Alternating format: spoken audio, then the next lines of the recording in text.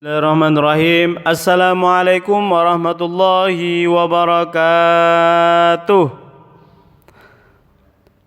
Selamat pagi anak-anakku semuanya. Alhamdulillahirabbil alamin. Bagaimana kabar hari ini? Tetap sehat selalu ya.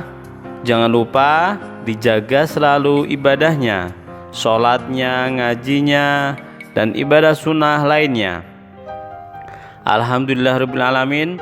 Pada kesempatan hari ini berjumpa lagi dalam pelajaran Al-Quran dan Hadis. Baik anak-anak, untuk memulai pelajaran kita setelah PTS,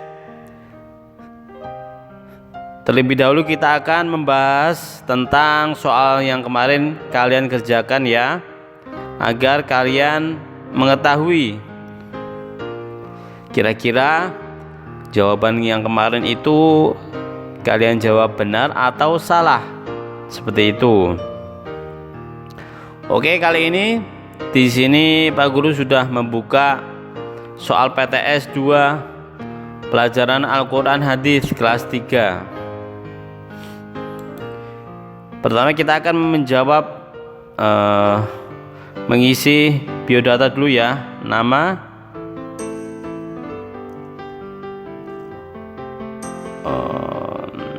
misal nama Aziz ya. Ini keyboardnya Arab ternyata ya. Oke, Aziz. Kelas 3 Umar. Absen ada, ini muridnya ada 1500. Oke, banyak sekali. Lanjut. Berikutnya kita akan membahas soal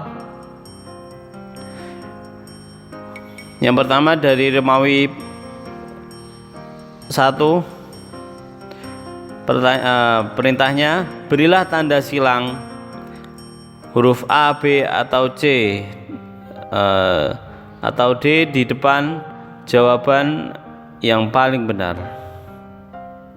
Oke. Yang pertama, surah Al-Kafirun diturunkan di kota apa anak-anak? A. Mekah, B. Madinah, C. Kairo, atau D. Riyadh. Jawabannya adalah Mekah. Selanjutnya nomor 2, surah Al-Lahab artinya apa? A. Gejolak api, B. Gejolak jiwa, C. Gejolak hati, atau D. Gejolak rasa. Artinya adalah gejolak api. Lanjut nomor 3, Al-Kafirun artinya orang-orang. A. Munafik, B. Musyrik, C. Beriman, atau D. Kafir. Jawabannya adalah Al-Kafirun, orang-orang kafir. 4. Mengejek agama orang lain merupakan perbuatan ... Mengejek itu apa? Mengejek itu menghina atau merendahkan. A. Terbaik, B. Terdidik, C. Terpuji, atau D. Tercela. Jawabannya adalah menghina itu berarti tercela ya anak-anak. Nomor 5, orang kafir ialah mereka yang tidak percaya adanya Allah Subhanahu wa ta'ala sebagai A. Malaikat, B. Tuhan, C. Nabi, atau D. Manusia. Tidak percaya adanya Allah Subhanahu wa ta'ala sebagai Tuhan. Nomor 6, A'udzubillahi minasyaitonirrajim. La a'budu ma ta'budun adalah surah Al-Kafirun ayat yang keberapa? Masih ingat anak-anak? Coba ayat pertamanya gimana? Qul ya ayyuhal kafirun. Ayat keduanya, la a'budu ma ta'budun. Oke, berarti ini adalah ayat kedua. Lanjut. Surah An-Nasr turun setelah surah A. At-Tariq, B. At-Taubah, C. Al-Balad atau D. Ad-Duha? Jawabannya adalah At-Taubah. A'udzu billahi minasyaitonir rajim. Fasabbih bihamdi rabbika wastaghfirh innahu kana tawwaba. Adalah surah An-Nasr ayat yang ke berapa? Kira-kira An-Nasr itu terdiri dari 3 ayat. Dan ini adalah ayat yang ketiga. Oke. Nomor 9. Orang yang menyembah selain Allah disebut titik-titik.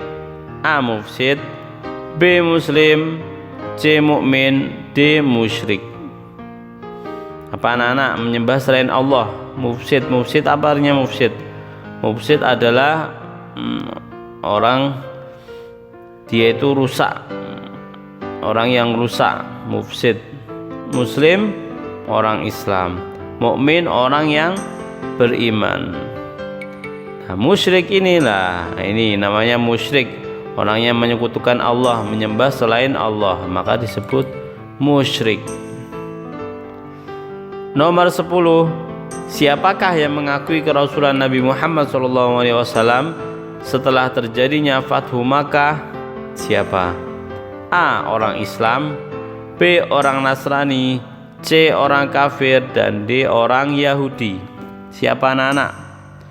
Jawabannya adalah orang kafir. Nomor 11. A'udzu billahi minasyaitonir rajim. Ma aghna anhu maluhu wa ma kasab. Adalah surah Al-Lahab ayat yang keberapa anak-anak? Masih ingat enggak? Ini adalah ayat yang kedua.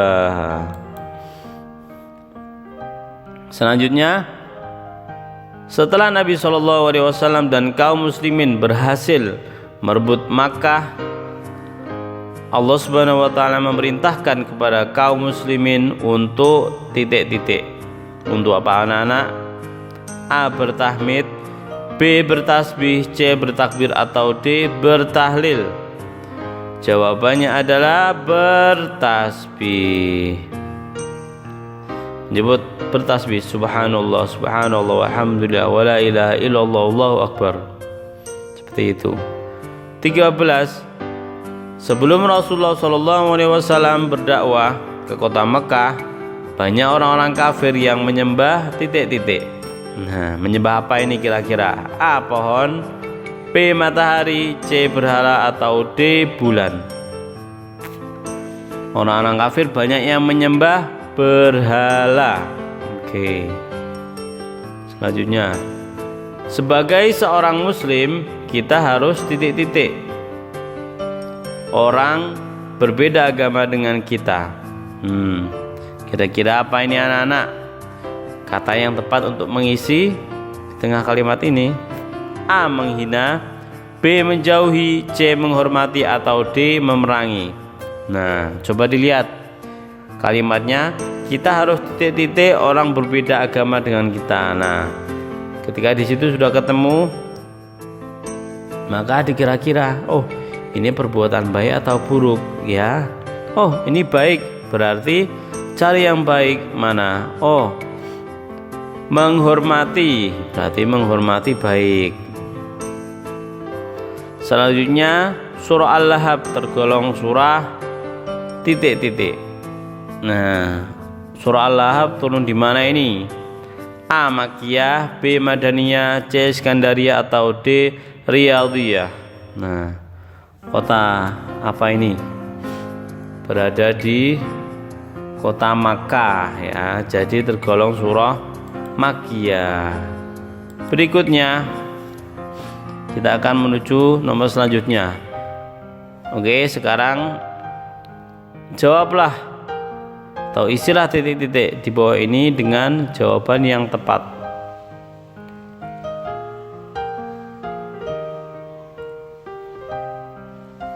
Nomor 16 Al-Kafirun, merupakan surah yang ke berapa anak? Masih ingat enggak? Surah Al-Kafirun itu merupakan surah yang ke 109. Kemudian nomor 17 surah Madaniyah, artinya apa? Apa anak-anak artinya?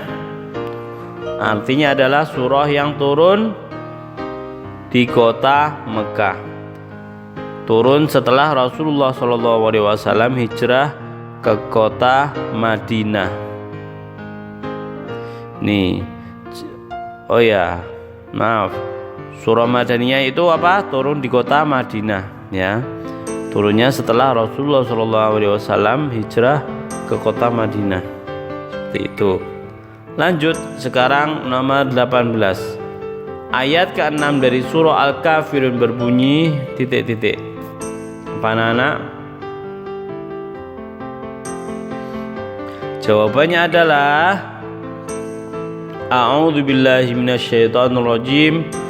Lakum dinukum waliyadin. Ya, itu adalah ayat ke-6 dari surah Al-Kafirun.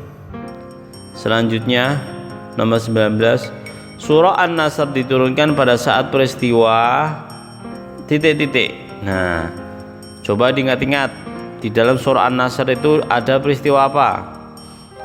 Ada peristiwa Fathul Makkah, ya. Atau ya nanti aja jawabannya, nanti tak terangin lagi. Selanjutnya ayat ke-1 dari surah An-Nasr berbunyi titik-titik. Apa? Ayat ke-1. Yuk coba kita cek bersama-sama ya, kita baca. Abata A'udzu billahi minasyaitonir rajim. Bismillahirrahmanirrahim. Idza jaa nasrullahi wal fath. Nah, itu adalah ayat ke-1 dari surah An-Nasr. Baik, kita lanjut nomor selanjutnya, yaitu nomor 21. Apa yang dimaksud sikap toleransi? Apa anak-anak? Apa itu sikap toleransi? Sikap toleransi yaitu adalah sikap saling menghormati, saling menghargai kepada orang lain, ya, atau sama muslim. Toleransi dalam hal apa? Dalam hal perbedaan pendapat. Seperti itu adalah arti toleransi. Selanjutnya nomor 22. Jelaskan isi pokok surah An-Nasr. Apa? Isi pokok surah An-Nasr. Nah, coba perhatikan anak-anak. Kemarin itu banyak dari kalian itu menjawab yang singkat, ya, dalam menjawab isi pokok surah An-Nasr. Banyak yang jawab seperti ini. Apa isi pokok surah An-Nasr? Cuman janji Allah. Nah, janji Allah itu janji yang seperti apa? Ya, karena apa? Janji Allah kan banyak, ya. Apakah janji Allah itu untuk mengampuni dosanya, atau memasukkan ke surga, atau memberi rezeki, atau janji Allah untuk apa? Memberi nikmat, memberi rahmat, banyak sekali janji Allah. Nah, di dalam surah An-Nasr harus kalian apa? Perinci lagi, jelaskan yang lebih detail apa isi pokok dalam surah An-Nasr. Nah, Pak Mutazam jelaskan isi pokok surah An-Nasr itu isinya tentang pertolongan Allah Subhanahu wa taala kepada siapa? Kepada kaum muslimin, kepada Rasulullah SAW dan kaum muslimin. Itu boleh, atau bisa juga dengan isi pokok surah An-Nasr tentang janji Allah untuk memberi pertolongan. Nah, itu lebih lengkap ya. Kalau cuma janji Allah itu banyak ya. Kemudian ada lagi tentang kemenangan kaum muslimin seperti itu. Dan ada lagi masih banyak ya. Tuh, buat masukan ya untuk kalian. Selanjutnya nomor 23. Apa yang dimaksud peristiwa Fathul Makkah? Apa? Fathul Makkah adalah sebuah peristiwa pembebasan kota Makkah. Nomor 24. Apakah yang dilakukan Abu Lahab dan istrinya terhadap Nabi Muhammad SAW? Apa? Jawabannya adalah yang dilakukan adalah menghalang-halangi Nabi Muhammad SAW dalam berdakwah. Itu boleh, atau bisa selalu mencelakai Nabi Muhammad, menghina, memfitnah dan lain sebagainya. Tuh. Kemudian selanjutnya nomor 25, sebutkan 4 nama berhala yang disembah orang kafir. Kafir Quraisy. Siapa nama berhalanya? Masih ingat tak? Nama berhalanya adalah ada 4, yaitu Lata, Uzza, Hubal dan Manat. Nah, itu adalah 4 nama berhala yang disembah orang-orang kafir. Oke anak-anak, seperti itu. Insyaallah kalian sudah paham ya, dan insyaallah lebih teliti lagi dalam menjawab soal. Semoga apa yang kita bahas tadi ini bermanfaat untuk kita semuanya, dan semoga kedepannya bisa lebih teliti dan konsentrasi. Oke anak-anak, sekian dari Pak Guru. Apabila ada yang kurang atau ada yang salah, Pak Guru mohon maaf yang sebesar-besarnya. Sekian, marilah kita tutup dengan bacaan hamdalah kifaratul majlis. Alhamdulillahirabbil alamin. Subhanakallahumma wa bihamdika asyhadu an la ilaha illa anta astaghfiruka wa atubu ilaih. Wassalamualaikum warahmatullahi wabarakatuh.